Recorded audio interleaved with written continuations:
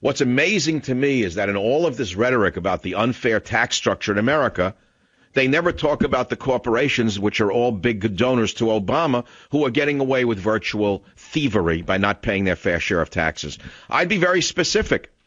Instead of being generic about income inequality, I would say, Mr. Obama, we're all for cutting out loopholes. Why don't you begin with General Electric, which took in over $5 billion in the U.S., according to our studies, and paid no taxes?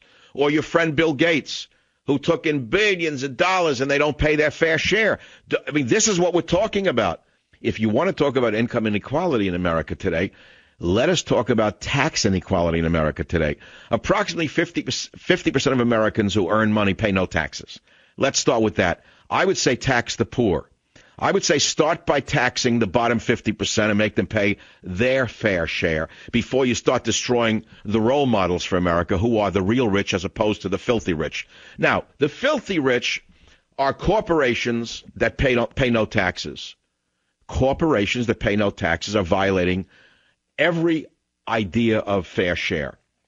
And we know who they are. We know some of them. I can list them for you. We know that GE pays no taxes, according to our studies. We know that Microsoft pays almost no taxes because of the way they juggle the books. And they say the money came in Ireland on the way in from Denmark, and when it went through, it was washed in Ireland, it went through the Bahamas, and then it came back through France, and it went into the Zurich, and from Zurich it came over the pole, and although it came over, it missed Seattle, and because the money in being transferred from France to Zurich to the Bahamas, it whizzed over the pole, it didn't touch Seattle. At no moment did it ever land in Washington State. Therefore, we owe you zilch. You can take a walk. We'll pay you nothing, but we'll all talk about income inequality. And we at Microsoft believe in diversity. And we're going to hire people who look like college campers. And we're going to do business with the communist Chinese as fast as we can. And again, pay you zilch on it.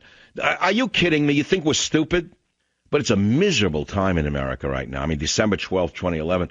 Unless you are the president of General Electric, or unless you are the CEO of Microsoft, who can get away with virtually anything you want to get away with, including building a super nuclear reactor for China, at the same time the Chinese government is telling its Navy to get ready for war. I mean, life is pretty terrible for the average American. Even those making money are miserable. Right now, even people who are doing well don't feel good. That's the strange part.